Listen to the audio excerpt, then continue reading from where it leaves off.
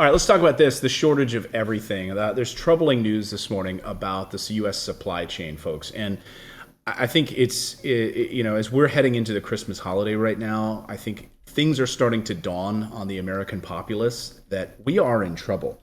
There's troubling reports from all over the country this morning, think about where we are. Sorry. I gotta get my... You gotta get your buttons going on. My buttons are all screwed up. What are we even looking at? Okay, there we go. So look at all these ships right now. All of these cargo ships are sitting out in the Atlantic Ocean, waiting to come into dock. They're just sitting there. They've been sitting there for days and weeks now. I heard there's 55 ships out there. 55 ships. And guess what? Some of them are 65 kilometers off because they can't be near each other. Many of them with consumables that will not be able to be used once they finally do dock because they'll have rotted or have rats or rat droppings, all of that kind of stuff. It's disgusting. Same thing is happening with train stations in Chicago. There's a backup of trains, and it's just a matter of not being able to get your goods. And so this trend is not an American one, though. There's been so many supply issues around the globe because of record heat waves that have destroyed crops for things that then we just are not going to be able to buy, not because it's sitting somewhere, but because it never was produced, right? We don't have the raw materials. Gas prices are up, so shipping those things to us is also going to be a problem. And then the sheer problem of not being able to process things through borders is also a problem. And Halloween costumes. So all of these like spirit Halloween stores, that are that rely on that stuff. They can't even get that stuff in and delivered right now. And that is not a tragedy. This is not a tragedy. Things that are made in China from synthetics. And like all these Christmas trees are made in China. These artificial trees, they can't get enough of them in right now. Okay, these are things that people do not need to survive. You can always... But we think we do. I mean, this is sort of at the heart of the problem, right? We think we need this crappy clothing from Costco or H&M, and I think the reality is now, I think reality is starting to set in. Like this little tchotchke crap that when you're at the store and your little girl's like, "Oh, can I get this little plastic dingy thing?" You're like, "Okay." Like, "Oh, so you mean we won't be able to get some of this garbage anymore?" You know what? Hopefully, this makes people not want to go do Black Friday. Well, I mean, I would hope, right? Every time I see one of these stories, I think to myself, good, then people will stop this sort of attitude that everything is limitless supply and will think about consuming less. I don't think that anyone has really got there yet. We're like, oh, I can't buy these spooky Halloween glow-in-the-dark bones, so maybe I shouldn't, or maybe I should consume less, or... I think it's a problem that we have all trained ourselves that we can have whatever we want at the click of a button or just to go to Michael's or whatever. But I don't know if this is behavior changing. Well, and one of the things that Bloomberg brings up today is that, there's no shortage of reasons for this supply chain problem, right? It's a massive, complex mess that you're trying to piece it together. So if anyone's like, this is Biden's fault or this is Trump's fault, there's not just like sort of a one size fits all, or there's not just like a one little dingus problem. It's like our fault for failing to listen to Adam Smith, The Wealth of Nations. Like all economies are perverted, and now we're like, hey, how come I can't have things that are from a different country whenever I feel like it within 2 days shipping? Because the planet can't sustain it, an economy can't sustain it. It's just...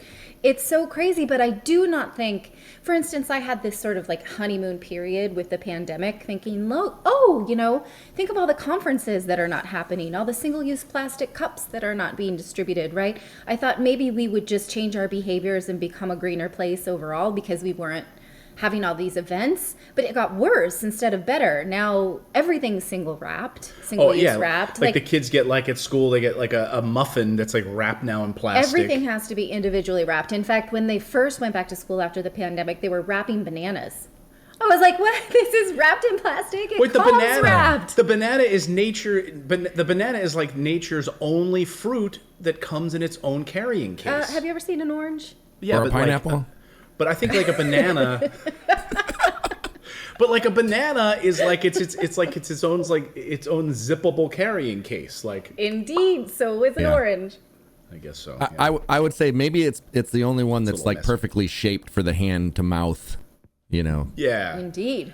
Yeah, like you can. Yeah, it's just like perfectly. It perfectly undresses. Well, Yeah. you know, I was reading an article from the CEO of Heinz, and she was saying, look, all of our products are up across the board in prices, and consumers have to get used to it. And consumers are utterly shocked that things cost this much because we've been paying a perverted price for things for years and years, and it's become increasingly, it's become cheaper and cheaper for us to buy things from across the globe at detriment to so many people. There's a great book that I highly recommend called The Secret Life of Groceries. And he's a journalist, and he just sort of unpeels all the layers of an American like a grocery banana. store, or an onion. Would you like an onion for your snack today? I thought of one for you, Clayton. A banana has a pull tab. A pull, It has a pull exactly tab. right, like a zipper. Like a banana's like nature's only fruit that has like a zipper. It's very easy to take off. It is indeed. Yeah. Okay, I highly recommend this book, The Secret Life of Groceries, and you will not eat frozen shrimp ever again because you realize that people die for this. People die for your right to have these prepackaged frozen seafood products that now are probably rotting in a dock. It's terrible, but we think that food should be cheap. We think that we should stock a lot of it in a single place. We need to take responsibility for our consumeristic behavior as well. And I'm not any different. You know, I go to the store and I always want those twist top applesauce squeezables for my kids. Like, I can just toss that in their snack bag. Like, how many more times do I think that that's sustainable for kids to have one squeezy orange juice per... What? Yeah, no, I was gonna say what's so sad is I walk along the beach in the mornings and I take Grover on a walk, and I see like the tops of those things. Like I know, it's awful. I see the caps of those things. Those little twisty caps. I see like twisty caps and bottle caps and just all of this plastic garbage just washed up on the beaches. You know, it's just so troubling. But that's a little far. I mean, it's maybe a little off topic. But the problem is that everything across the board right now is in short supply. And so John Martin, he's the president of Martin Associates. He explains the factors behind this persistent cargo congestion at these West Coast ports. He's an expert in this. He knows this deeply, way better than we do. So listen to what he has to say about these ships and also the trains. Strains build up at the rail with respect to intermodal rail. For example, when we started seeing the peaking occurring, dwell times of the containers in the terminals reached around 5+ days, which is significantly higher than the 2 and 3 days that are targeted. That's the time that the container actually stays on the terminal. Intermodal rail containers that are destined to go to rail were on the terminal for 11 days. Wow. Unheard of. Now, what's also important, the ships at berth, of the ships that were at berth during these high periods, 45% of them in some high periods actually canceled labor because they could not even discharge any more containers off the ships onto the terminal. So like I said, you start looking at where this occurred, and it was outside the gate. Mm-hmm. The dwell times of what we call street dwell times, which is the amount of time that the chassis is out waiting for a warehouse opening and discharging of the container, et cetera, that the chassis street dwell time was up to 8 days. The targeted for that is between 1 and 3 days is good. 4 and 5 is acceptable. Over 6 is problematic, and it's been maintaining it over 8 days. The chassis are out of town. But actually, Wow. It's the chassis. The chassis.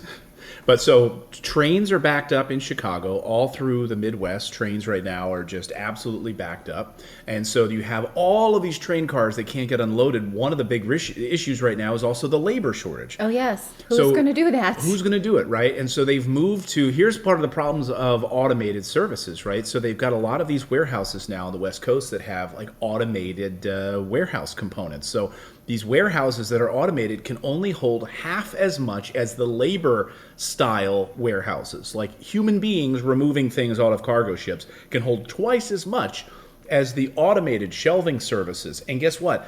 There's just not people to take them off the lifts anymore, to take them off of the cargo containers. And so much so some of these companies now are having to resort to kind of amazing things. I thought this was amazing. Like better wages? No, you would think not better wages. You would think that would be the case, but like for instance, Raising Cane's, it's a fried chicken place. They're now putting their corporate staff to work as fry cooks and cashiers because they have a staffing shortage. Oh, you mean somebody these people don't want to work? These people don't want to like work for like minimum wage. Yeah. So oh my God, I would love to see these corporate CEOs, these other members of the executive board. If you look at my title, one says, I'm the COO, CEO, and now I'm fry cook and cashier, he explained. So we all have to help in and, fill some holes. Where is this chain? Have you ever been there? I've never been there. Let's see. Where is this? Have you guys ever heard of this I ordered the turkey Reuben, and this appears to be ham. Oh. He's like, I'm busy doing TPS reports. I don't know what the difference is. Yeah, I can't help you. But isn't that amazing? I mean, and they probably get, it's like Undercover Boss. They like get to experience what it's like to be these yes, people. but I don't feel like a good, so sorry for you type thing. I feel like you got a good attitude. Like, hey, I got to revert back to mowing the lawns, even though I'm the CEO of a company. You don't know what their attitude is. Well, and the thing is, like, what that could do is make them see exactly how hard those people actually work and be like, you know what? They do deserve more money. Yeah. Well, there's a reason that these people aren't working there, right? In these spaces, in the hotel space, they only added about 2,100 hotel jobs during the last jobs report. There's a reason, right? If you're not making enough money, there's no benefits, you're working long hours. And I think maybe this speaks to maybe we shouldn't be having access to all of this cheap stuff in the United States anymore. Maybe, yes, that's my whole thing, right? Oh, we want cheap chicken, we want cheap fried chicken at these places. We're expecting only to pay $5-6. Well, what if it actually costs, to get this meal on this table? Like, what if it actually costs $20? Well, that's why some people use the justification of, oh, I will go to Starbucks because they pay full benefits to their employees, right? So I'll pay $4 for a latte versus whatever it costs to make it myself or get it at McDonald's. At Dunkin' or something. Yes. Yeah. And so, yes, people do make these decisions, this sort of conscious capitalist type decision. Someone in the chat was asking earlier about this book, The Secret Life of Groceries. It's from an author called Benjamin Lorr, Lorr. And he also talks about how the trucking industry is incredibly hard on truckers. It's almost impossible to make money being a trucker. And now with these rising gas prices, no trucker is going to make a profit in the near future. And so we're going to see more dropouts.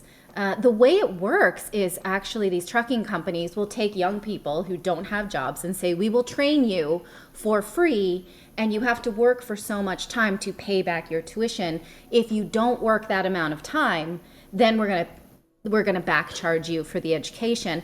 And so once they start to lease the truck, pay for the insurance, pay for their gas, pay for their membership to whatever the trucking company is that they have joined, by the time they get there and they have these really strict deadlines, like deliver this truck full of whipped cream by this time or else they can become penalized. They can get there. If there's another truck in their dock, they're also penalized for that. That's not their fault.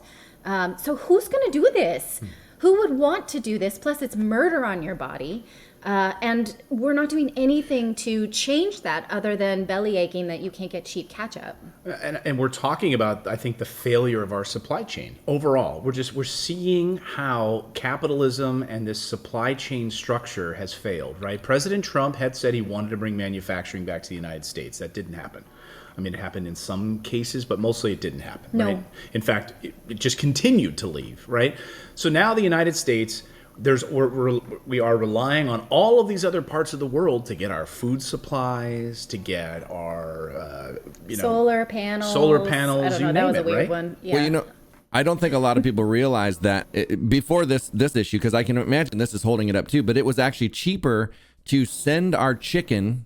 Certain companies send chicken overseas to get processed and seasoned and then sent back was cheaper than doing it here in the United States. That's gross. That's gross. It's very gross. That?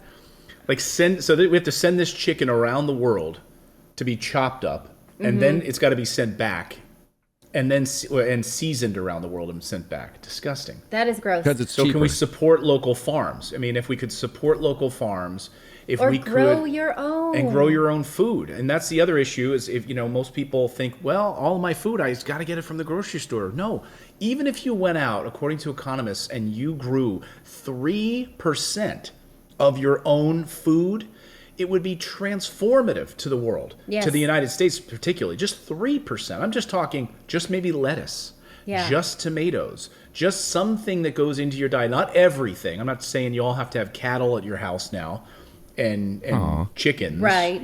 Yes. You can get some sheep if you want. But just 3% would be transformative. You could always eat bunnies. Come on. What? My grandparents raised bunnies for eating instead of chickens. Okay. People do that. I know. Yeah, but my grandfather used to hunt our rabbits. 9-year-old Ava, if she heard you say that, I know. she would go running crying. I get pushed right up. I'm just saying. You've what kind of yelled at me livestock before you about saying about that about bunnies. You absolutely can. Okay, I have eaten dishes with rabbit. I'm Italian. We like to eat rabbit. I am not saying I would butcher it in any manner, but I am obsessed with homesteader type YouTube channels. And yes, they make their own ketchup. Look at this article here. The CEO of Kraft Heinz saying people must get used to higher food prices. And I appreciate this kind of candor because I do not appreciate artificially perverted low prices that encourages consumerism. And so, I think this is great. A 10-year high. The cost of ingredients such as cereals and oils has pushed global food prices to a 10-year high. Wow. Tomato sauce, baked beans, they're having to increase the prices. We're raising prices where necessary around the world. That's Heinz. Like if you want this ketchup, you want these ingredients, that's what's happening. You can grow your own. You can grow your own. Can you make your own ketchup? I guess you can. You can. Yeah. Yeah, I am only recently educating myself in the world of canning and jarring. It is not as easy as it looks. But I love these homesteader channels where people have their own, like everything, right? Everyone's mad that I said eat a bunny. I know. No. I know. Okay. Well, Arlene says I couldn't eat a rabbit, but some other people said yes, they could. But no, I was laughing at Vincent said that he doesn't have a green thumb. He somehow killed a succulent in his house. Like succulents, don't even need any water, right? I mean, they're just I don't know. But another case of this too is Walmart and Target. So all of these ships right now are stuck out on the ocean. And these cargo ships can't get there. They can't get into these harbors, and they can't deliver all of these goods. And so Walmart and Target right now are chartering their own ships just so they can get garbage to Americans right now. Just so Christmas is coming up. Christmas is coming up. Yeah, and right now Christmas. I mean, a number of these CEOs are saying, hey, look, you better start your holiday shopping right now because we're going to be running out of stock across the board. You're not going to be able to get your cheap, your cheap stuff, stocking stuffers, your stocking, and but stuff just like that. everything is going to be difficult to get right now. So Yeah, in Canada, we had a story in the newsletter this morning about how in Canada, actual volumes were Oh, sorry. who wants to argue with me about Canadian beer? Sorry, I hit the wrong button. Okay, I was just going to tell you, if you're reading your newsletter, you might have seen that this morning in Canada, they're saying that 27% of the stock of barley just was not grown this year because of extraordinary heat, because of the heat crisis, the heat waves over the summer, and they couldn't produce enough. So beer is going to be hard to get and more expensive. Thanks for subscribing to the channel. You can also become a channel member by going to morninginvest.com/join, where you can stick it to the mainstream media and support independent journalism. We're able to bring you the stories that you won't see on any of the major billionaire-backed networks. Thanks so much. We'll see you next time, everyone.